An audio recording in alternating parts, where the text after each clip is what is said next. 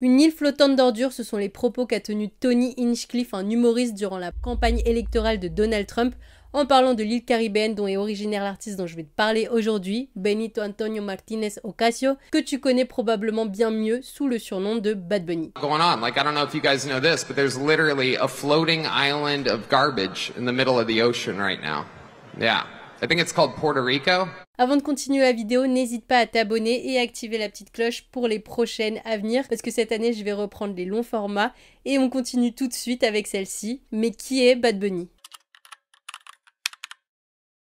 Benito naît le 10 mars 1994 à Vega Baja, une petite région du Porto Rico, île caribéenne qui se situe au sud-est de la côte américaine. Sa mère, elle est professeure d'anglais et son papa, tout comme son grand-père avant lui, est chauffeur de camion. Sa maman est stricte concernant les notes à l'école, mais aussi le respect des gens, donc elle aime bien arriver 10 minutes en avance aux réunions ou aux rendez-vous avec sa famille ou ses amis. Et il décrit son père comme quelqu'un ayant le cœur sur la main. Il aime bien offrir par exemple ses chaussures aux enfants dans la rue quand il voit que Benito les porte plus, sans même lui demander son accord juste avant. Et c'est dans ce climat familial qu'il définit comme très joyeux et chaleureux que Benito va grandir avec ses parents et ses deux petits frères sur cette île qu'il aime de tout son cœur et qu'il ne veut absolument pas quitter. Cette île, c'est Porto Rico, une île pleine de culture puisqu'on retrouve des influences des Taínos, donc les premiers indigènes qui étaient là avant les Espagnols, mais aussi des influences hispaniques avec l'arrivée des colons espagnols durant le XVe siècle et des influences africaines avec l'arrivée des esclaves africains pendant le commerce triangulaire. Et ces influences, on les ressent notamment dans les musiques du pays, avec la bomba par exemple. C'est un style musical historique du Porto Rico qui a perduré tout comme la plena.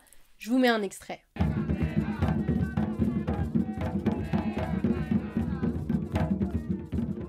Et la musique est très importante dans la vie de Benito qui voyait danser et chanter sa mère sur des rythmes de salsa, de merengue et de ballade. Et en plus, il était très fan de Héctor Lavoe, grand compositeur de salsa portoricain, qui a écrit par exemple Aires de Navidad ou encore El Día de mi Suerte, du rappeur nord-américain Vic aussi et des très célèbres Daddy Yankee et Marc Anthony, qu'il entendait très souvent à la radio grâce à son père en fait qui essayait de chanter encore plus fort que la radio. Et ces artistes vont justement tous être des sources d'inspiration dans ses compositions et dans ses écritures de tous ses titres plus tard. C'est à l'âge de 13 ans que Benito va se découvrir une passion pour le chant en participant à la chorale de son église et c'est un an plus tard qu'il va commencer à composer ses propres chansons. Il va même s'inscrire à l'université et faire des études en communication audiovisuelle plus tard, mais il va pas aller jusqu'au bout. En 2013, il commence à publier ses sons sur SoundCloud et 3 ans plus tard, en 2016, au début de sa vingtaine, alors qu'il travaille dans les rayons d'un supermarché, il commence à traverser une période assez difficile. En pleine dépression, il a l'impression de n'avoir rien fait dans la vie, d'être misérable, de n'avoir rien accompli, et en plus qu'il va mourir. Et c'est à ce moment-là que DJ Luyan va le repérer sur SoundCloud avec son titre Diles, et qui va lui proposer de signer dans son label Hear This Music. C'est le début de la carrière de Bad Bunny, et au cas où tu le savais pas, son surnom il vient de cette photo, sur laquelle il porte un costume de lapin, et avec lequel il a vraiment pas l'air hyper heureux. Seulement un an après avoir signé avec DJ Luyan, il décide de changer de maison de disque et va rejoindre Cardenas Marketing Network. C'était ça où, avec l'accent espagnol, ça donne Cardenas Marketing Network. Et il atteint pour la première fois la première place du classement Hot Latin Songs avec le titre T.O.T. en collaboration avec Ozuna et Nicky Jam. En 2018, il fait son featuring avec la star internationale Cardi B et J Balvin, I Like It, qui se place dans le classement prestigieux Billboard Hot 100. Au cas où tu connais pas, c'est un classement qui répertorie les 100 chansons les plus populaires aux États-Unis et c'est établi selon plusieurs critères. Donc il y a les ventes, les diffusions à la radio et les écoutes en streaming. Donc en gros, c'est les écoutes sur les plateformes en ligne.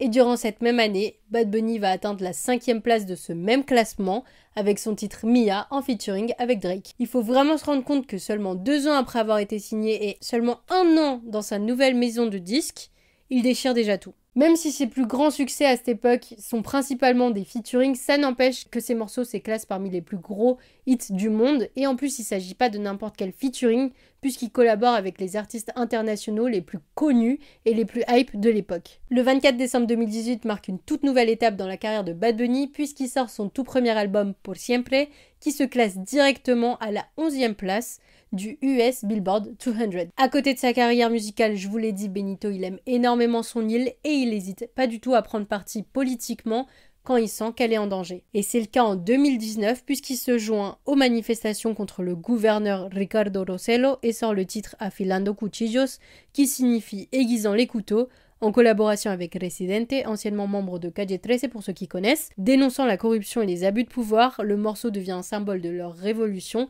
et un hymne pour les manifestants. Et seulement 4 ans après ses débuts, Benito produit lors du spectacle de la mi-temps du 54e Super Bowl l'un des événements les plus regardés au monde, au même titre que Shakira et J-Lo. C'est pas une dinguerie ça? Il enchaîne les albums et les collaborations avec les artistes internationaux les plus connus, et durant la pandémie du Covid-19, il va sortir un petit son sur SoundCloud comme à ses débuts, qui s'appelle En Casita, en solidarité à tous ceux qui étaient en quarantaine et confinés, son sur lequel sa copine de l'époque, Gabriela, va même prêter sa voix. Plus qu'un chanteur, Bad Bunny est une véritable icône, notamment auprès de la communauté latino, ce qui est totalement normal puisqu'il est le symbole même de la réussite, tout en restant fidèle à ses valeurs et ses principes. En 2020, il marque l'histoire, c'est le premier homme, autre que le fondateur du magazine, à faire la couverture de Playboy. Il reçoit de nombreux prix et cumule les exploits. Il est à la tête du tout premier album entièrement en espagnol, à atteindre la première place du Billboard 200. C'est l'artiste le plus streamé sur Spotify et il va même jouer dans un film en compagnie de Brad Pitt et de plein de gros acteurs,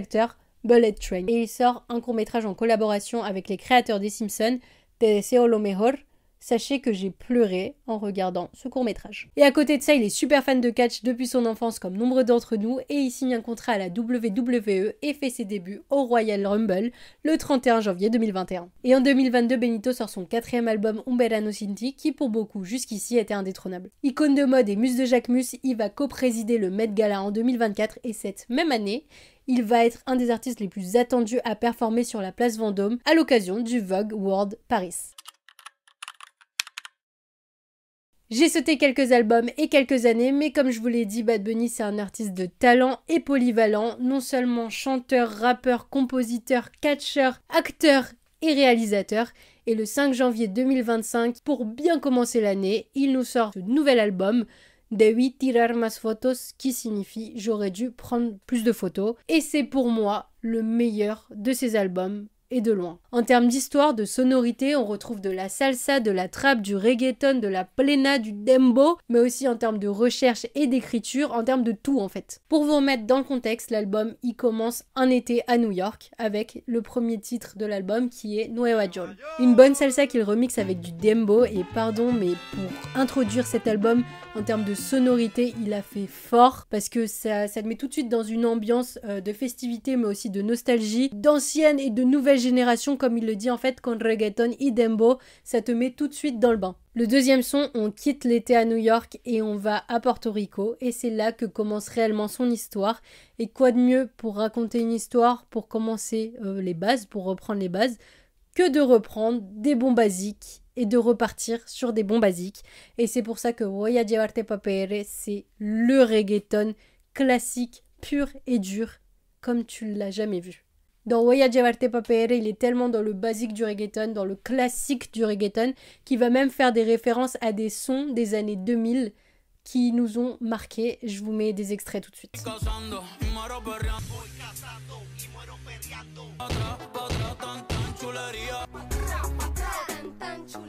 Je saute quelques titres pour le moment et on continue l'album avec la 11e chanson qui s'appelle Turista, écoute seulement l'intro. Et là, je fais appel aux grands fans de Ghibli, aux grands fans de Joe Hisaishi, aux grands fans du voyage de Chihiro. Ça te fait penser à rien là? One Summer's Day de Joe Hisaishi. Quand je vous parlais de sonorité, c'est aussi de ça dont je vous parlais. Et ce qui fait que ce titre, c'est une de mes chansons préférées de l'album, c'est toute l'anecdote qu'il y a autour de sa composition que je trouve assez profonde. Bad Bunny explique qu'après une réunion, il est parti faire un tour en voiture sur son île, un jour où il se sentait triste et qu'en fait il s'est posé au bord de la plage dans sa voiture et qu'il a commencé à pleurer et quand il a tourné la tête, il a vu des touristes américains qui profitaient sur la plage, tout simplement, qui prenaient des photos avec le coucher du soleil, qui jouaient, peu importe. Et alors que les touristes venaient, prenaient, kiffaient le moment, puis repartaient dans leur pays, ils se rendraient jamais compte en fait de ce qui se passait. Et c'est toute l'histoire de cette chanson, c'est qu'en fait pendant que les touristes viennent et prennent le meilleur d'un pays pour repartir, ils s'aperçoivent pas de la douleur des habitants, de la souffrance de l'île, des maux du Porto Rico en fait. Et tu me diras, c'est la définition même du tourisme. Et je trouve la signification super belle, d'autant plus quand on se rend compte du double sens quant aux relations amoureuses, avec ces gens qui rentrent dans ta vie et qui prennent que ce qu'il y a de mieux, qui prennent que ce qu'il y a à la surface qui a de bon à prendre le meilleur de toi et qui va pas rester assez longtemps, qui vont pas creuser assez loin pour se rendre compte de tes mauvais côtés, de tes souffrances et de tes traumas. En fait, tout simplement comme des touristes. Et c'est pour ça que c'est une de mes chansons préférées de cet album.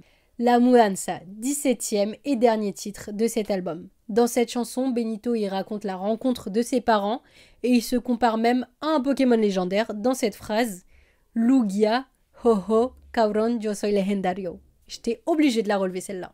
Pourquoi je m'attarde sur cet album? Parce qu'en tant que colombienne et enfant d'une culture très forte et très appuyée, je comprends totalement la volonté de Benito que de renouer avec ses racines, surtout après un long voyage. Après avoir voyagé, après avoir fait le tour du monde, après avoir feat avec les plus gros artistes internationaux, sa maison lui manque. Ses origines, son pays, ses proches, sa famille, et c'est ce qu'il décide de faire, retourner aux sources. Dans cet album, tous les featuring sont avec des portoricains. Perfumito Nuevo avec Reinao, une chanteuse portoricaine qui commence à se faire connaître. Il y a aussi le featuring avec le groupe de musique Shui dans Vueltita, donc tous les membres de ce groupe de musique sont dans la vingtaine, ils sont hyper jeunes et ils utilisent des instruments caribéens traditionnels pour faire leur musique. Dans Café con Ron, ils collaborent avec Los Pleneros de la Cresta. Donc c'est un groupe de musique de l'île qui ne fait que de la plena. La plena c'est quoi? C'est un style de musique portoricain dont je t'ai parlé plus tôt dans la vidéo. Pendant l'écriture de cet album, Benito il a pris le temps de parler et de partager des moments avec ses proches, de parler avec ses parents et même de leur demander ce qu'était leur rêve quand ils étaient enfants. Et il explique dans une interview avec Apple Music que le message qu'il aimerait faire passer à travers cet album, c'est ça. Sa volonté, c'est qu'à travers cet album, tous ceux qui l'écoutent prennent le temps de se reconnecter avec leurs origines, avec leur famille, qui s'assoient en famille et qui se disent « Ah mais ça me fait penser à cette chanson. Ah mais à mon époque, on faisait ces sons-là comme ça, on les faisait mieux. » La cover de l'album. Tout latino qui se respecte reconnaît cet endroit. C'est le jardin latino par excellence. D'ailleurs, il y a plein de latinos qui ont fait des TikTok sur ça, je vous laisse voir la vidéo. Enfin, je pouvais pas finir cette vidéo sans parler rapidement du court-métrage Debí tirar más fotos, qui prend le même titre qu'une des chansons de l'album, mais surtout que l'album. Et franchement, si tu l'as pas vu, je t'invite à aller le regarder.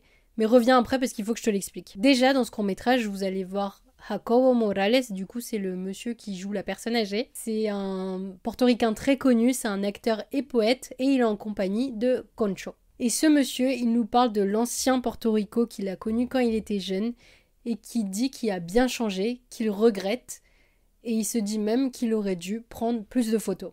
Et ce que nous dénonce ici Bad Bunny, c'est pas tant les nouvelles technologies ou encore le temps qui passe, mais plutôt la gentrification de l'île qui est due aux Américains. On le voit avec la famille très américaine, avec un moment quand le monsieur il marche dans la rue, il voit aussi des gens qui parlent en anglais, mais aussi avec la caissière qui ne parle que anglais et qui n'a pas conscience des traditions et des choses, des valeurs qui étaient là avant qu'elle arrive. Et cette petite grenouille, elle n'est pas choisie au hasard puisqu'il s'agit en fait du Pelto phryné lémur, donc c'est un crapaud à crête du Porto Rico que l'on retrouve seulement au Porto Rico et qui est en voie d'extinction. Et ce petit crapaud, Concho, représente en fait un symbole de la résistance de la part de Bad Bunny. Ce crapaud en voie d'extinction est menacé principalement par la destruction de son habitat, la déforestation et la pollution. Et en fait, à travers ce parallèle, Bad Bunny met en lumière la situation des Portoricains et aussi sa volonté de préserver la culture de son pays. Je finirai alors avec la chanson Lo que le pasó a Hawaii, qui est un véritable manifeste. Dans ce morceau, Bad Bunny, il implore les Portoricains de ne pas oublier leurs racines, leur origine, leur drapeau, leur culture, leur langue, el lelolai, pour éviter que ce qui est arrivé à Hawaï ne se produise au Porto Rico. Pour ceux qui ne savent pas, el lelolai, c'est une expression qui a des origines afro-portoricaines. En fait, c'est un cri traditionnel qui accompagne les danses comme la bomba et la plena, justement. Et c'est pour toutes ces raisons que, pour moi, cet album est un véritable chef-d'œuvre. Parce qu'il nous démontre bien qu'après un long voyage, peu importe votre aventure, il n'y a rien de mieux qu'un véritable retour aux sources. Mais aussi à quel point nos racines, nos cultures, nos ancêtres, nos parents, nos origines, notre histoire sont importants et à quel point il est important de faire passer ces messages, à quel point il est important de faire perdurer nos traditions et nos cultures. Avec cet album, Benito voulait que l'on reconnecte avec tout ça, mais également que l'on prenne un moment avec nos familles, avec nos proches, qu'on parle, qu'on profite et qu'on prenne plus de photos. Debí haber hecho más preguntas, debí haber expresado más mis sentimientos, debí haberte conocido mejor. A veces personas llegan a tu vida y se van y tú no los conociste lo suficiente y es como que de eso se trata la vida, como que no dejar las cosas a media o no dar las cosas un poquito, si lo vas a dar a lo completo. That's always the